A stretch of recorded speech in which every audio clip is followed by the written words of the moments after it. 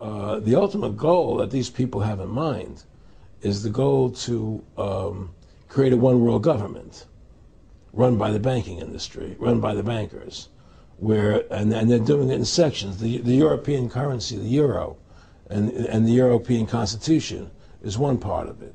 Now they're trying to do it in America with the North American Union, right? And they want to create a new currency called the Amero, right? And the whole agenda is to create a one world government where everybody has an RFID chip implanted in them. All money is to be in those chips, right? There'll be no more cash. And this is given me straight from Rockefeller himself. This is what they want to accomplish. And all money will be in your chips. And so instead of having cash, anytime you have money in your chip, they can take out whatever they want to take out whenever they want to. If they say you owe us this much money in taxes, they just deduct it out of your chip digitally. Total control. Total control. And if you're like me or you, and you're protesting what they're doing, they can just turn off your chip. And you have nothing. You can't buy food. You can't do anything. It's total control of the people. And that chip's connected to a database that has your purchasing records, what you do, what everything, you sell. Everything is in there, you know? And so they want a one world government controlled by them, everybody being chipped, all your money in those chips, and they control the chips, and they control people. And you become a slave. You become a serf to these people. That's their goal. That's their intentions.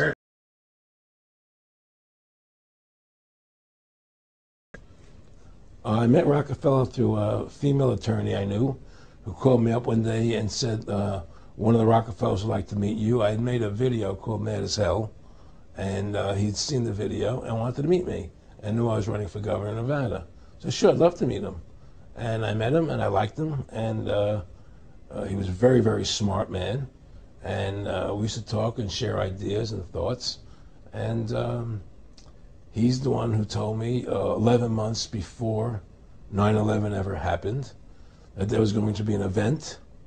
Never told him what the event was going to be, but there was going to be an event, and out of that event, we were going to invade Afghanistan to run pipelines from the Caspian Sea. We were going to invade Iraq, you know, to take over the oil fields, establish a base in the Middle East, and make it all part of the New World Order. And we go after Chavez in Venezuela. And sure enough, later 9/11 happened, and I remember he was telling me how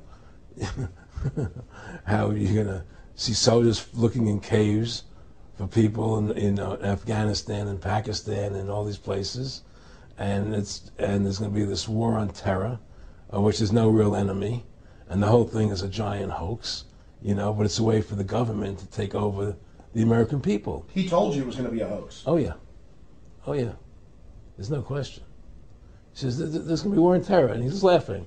There's no who are we fighting? I mean, why do you think 9/11 happened, and then nothing's happened since then?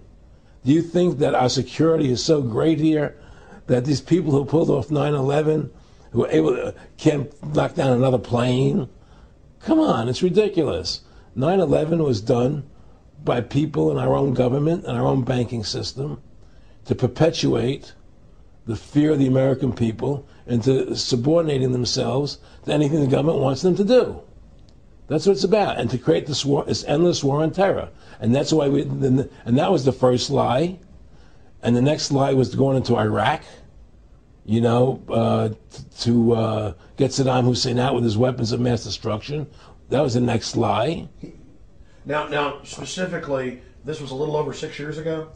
This was 11 months before 9/11. Yeah. And Nick Rockefeller, who's a lawyer, he's become your friend over the previous years, and he's saying to you that there's going to be this big event, and then out of that we're going to have a war on terror, and it's just going to go on and on. Right, an endless war on terror without any real enemy. That you can never, so you can never define a winner. And did he say that it's going to be perfect because you can't define an enemy? It just goes on yeah, and on? because you can't define a winner. There's no one to beat, so it goes on and on forever. And they can do whatever they want. They scared the hell out of the American public. Look, this whole war on terror is a fraud. It's a farce. It's very difficult to say it out loud because people are intimidated against saying it. Because if you say it, they want to make you into a nutcase. Let's But be the truth has to come out. That's why I'm doing this interview. The fact of the matter happens to be that the whole war on terror is a fraud. It's a farce. Yeah, there's a war going on in Iraq because we invaded Iraq. And people over there fighting, you know. But the war on terror, it's a joke, you know. And until we discover what really happened on 9/11 and who was responsible for 9/11, because that's where the war on terror emanates from. That's where it comes from. It was 9/11 that allowed this war on terror to begin. And until we get to the bottom root of 9/11, the truth of 9/11, we'll never know about the war on terror. Aaron, you said that he was, and I think it's important, and I know this about the Rockefellers from Dr. Dennis Cuddy and many others who literally, you'll be 20 years old in a lunch line at college, and there's David Rockefeller. And here's here. I mean, they're experts at recruiting and getting what they call players, and that clearly he was.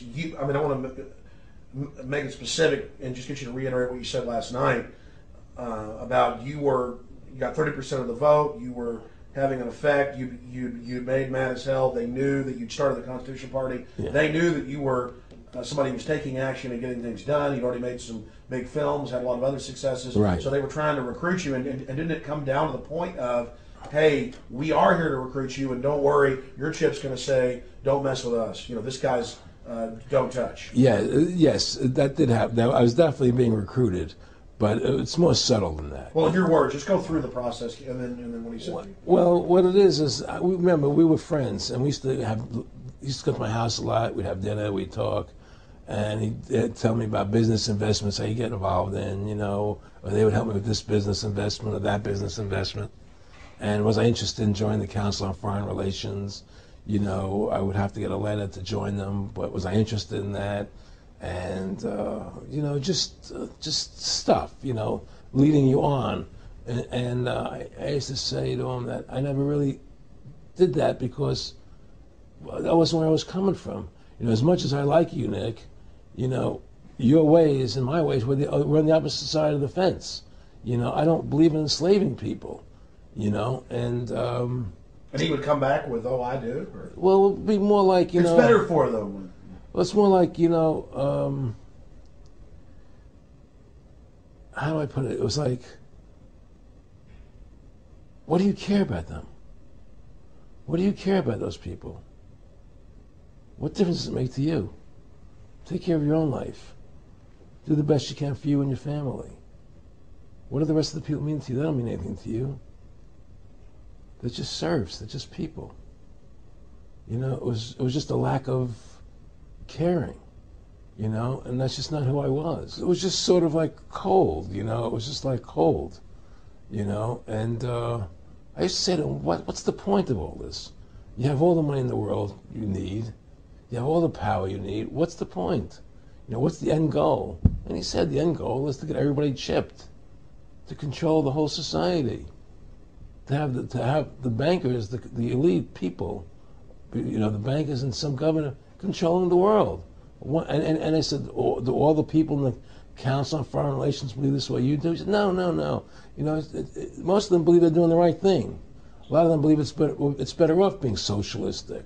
You know, we have to convince people that socialism is really capitalism. Because America's becoming a socialist country. It's a communist country today. Well, one of the things they told me was that he was at the house one night, and he would talk, and he started laughing. He said, Aaron, what do you think women's liberation was about? And I said, I had pretty conventional thinking about it at that point. I said, I think it's about women having the right to work, getting equal pay with men, just like they won the right to vote, you know? And he started to laugh. He said, you're an idiot. And I said, why am I an idiot? He said, let me tell you what that was about. We, the Rockefellers, funded that. We funded women's lib, you know? And we're the ones who got all over the newspapers and television, the Rockefeller Foundation. He says, and you want to know why? He says, there were two primary reasons. And one reason was we couldn't tax half the population before women's lib. And the second reason was, now we get the kids in school at an early age. We can indoctrinate the kids how to think. It breaks up their family. The kids start looking at the state as the family, as the school, as the officials, as their family, not as the parents teaching them. And so those are the two primary reasons for women's lib, which I thought up to that point was a noble thing. You know, when I saw their intentions behind it, where they were coming from when they created it, the thought of it, I saw the evil behind what I thought was a noble adventure.